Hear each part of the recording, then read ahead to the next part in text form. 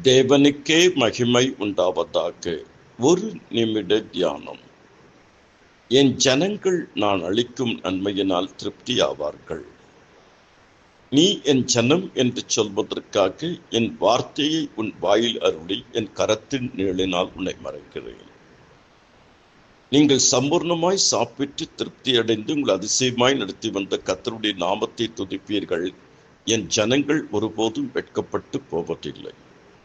இந்நாமம் தரிக்கப்பட்ட என் ஜனங்கள் தங்களை தாழ்த்தி ஜெபம் பண்ணி என் முகத்தை தேடி தங்கள் பொல்லாத வழிகளை விட்டு திரும்பினால் நான் கேட்டு அவர்கள் பாவத்தை மன்னித்து அவர்கள் தேசத்துக்கு சேமத்தை கொடுப்பேன்.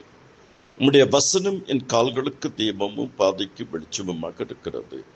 நாம் கர்த்தருடைய வசனத்தை தியானிக்கும் பொழுது, கர்த்தருடைய வசனத்தை கேட்கும் பொழுது, கர்த்தருடைய வசனத்தை நாம் எழுதும் பொழுது, கர்த்தருடைய வசனத்தின் படி நடக்கும் பொழுது விசனம் இருக்காது.